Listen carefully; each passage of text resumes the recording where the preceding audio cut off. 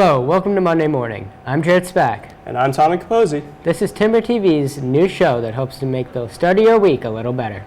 We will be releasing episodes on Monday mornings, and we'll be covering the latest happenings here at Walpole High. Spring has sprung here at Walpole High, and the school is already ramping up with activity. Last week was a busy one as it saw the return of the yearly blood drive.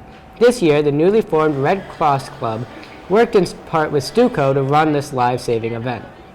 The phys ed classes moved out of the gym for the day so the Red Cross can set up shop and do their important work. The Red Cross was able to get 23 pints of blood from students who were brave enough to roll up their sleeves. We spoke to one of these students as she was giving blood. My mom donates blood, so I decided to do it. Needles scare me, so I'm kind of nervous, but it wasn't as bad. Last Wednesday, on March 22nd, the WHS Music Department took the stage in their 2023 spring concert. All of me, why not take all of me? The show featured each of the four music ensembles here at the high school, including the jazz band, concert choir, string orchestra, and the concert band. This is the final concert before the orchestra and the concert band perform at MICA, a music competition held at Foxborough High School, where the ensembles perform for a panel of judges. This is also the final concert held in the auditorium for this year. The next performance will be the annual Pops concert held in May in the gym with raffle baskets, refreshments, and all four ensembles. This year, the school library has been busy helping students for interventions, but there is another group that has been heading there for online classes. Haley McDonald and Caroline Offgant have the story. Here at Walpole High School, students are taking advantage of our online class opportunities, using them to take classes of interest and make up missing credits from past years without spending the summer stuck in class. Online classes function exactly how a normal in-person class would run during a normal school day. Students will have an online course scheduled on their schedule. So instead of going to English or math, they would go to the media center and log in and do their course. Academic online classes are free to all students. However, elective classes are paid for by the students who want to take them. Apex courses, the school pays for, but students are not asked to pay for those when we use them. They're used for a little more targeted kind of, if we need to go back and redo part of a math course, for example, students can have used that as an extra support. Over the last few years, there has been an increasing number of students who take online classes. Estimate maybe 20 or 30 students doing an online course. That may not, the ones there may be more that I'm not sure of, but that's probably a decent estimate for how many. If you're missing any credits from previous years, come talk to Mr. Powers in the office. You might be eligible to take an online academic. In a sense, it's much more geared towards what a student might specifically need and not fit into their schedule. Working with Callie Offgant, I'm Haley McDonald for Timber TV. The winter came and went without any snow days. We came close, but at least so far we have been at school every day this year. How does the decision get made, and who has the final say before those magical phone calls go out? Nick Jakowski has found out. Late February brought lots of hope for a snow day to the students of Walpole High School. With a rather boring winter, students were eager for a snow day, and with all the close calls, we were left wondering what really goes into calling a snow day.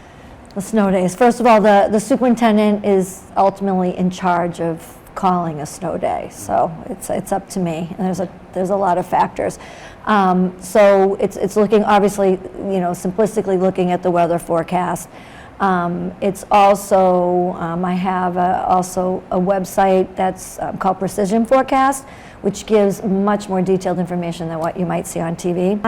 During the day, in the morning, if it's a morning call, I contact DPW, work with them and they'll be able to, they don't make the decision, but they'll let me know what the conditions are like in Walpole.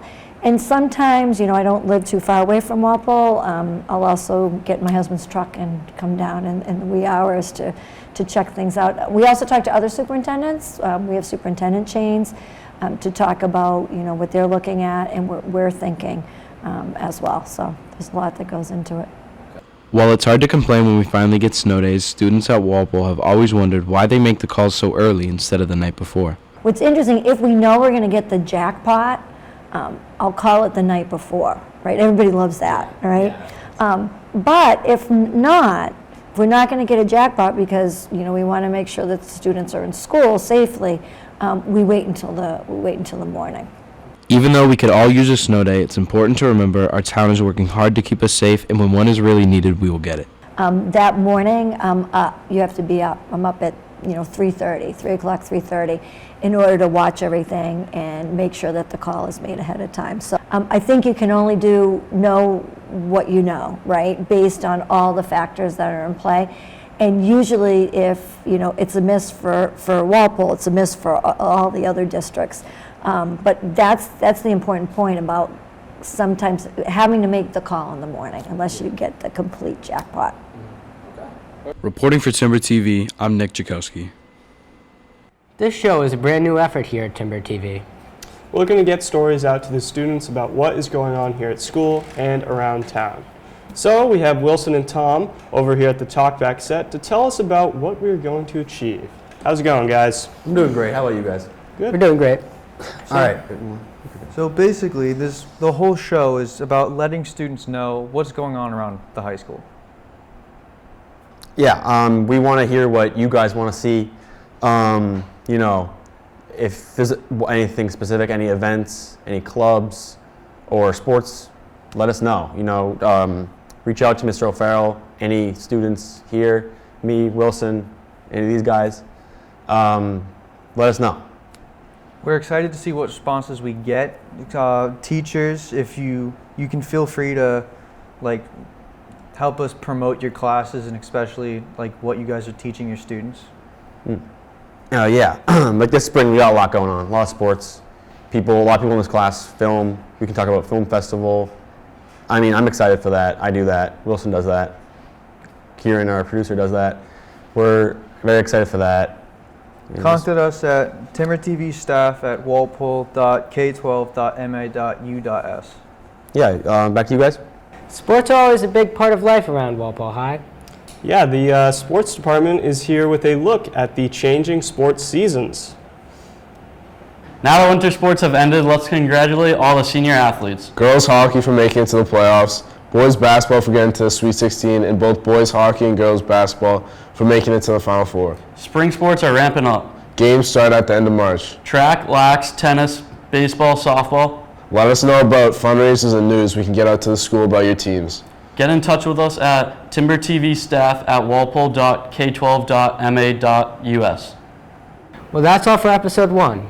We're hoping to get the word out to the school about your club, group, or team. Get in touch with us at timbertvstaff@walpole.k12.ma.us. We want to know what you are up to and let everyone know about it.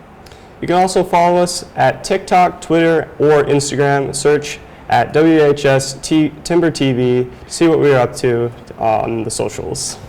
Thanks so much for joining us today. We'll see you next time.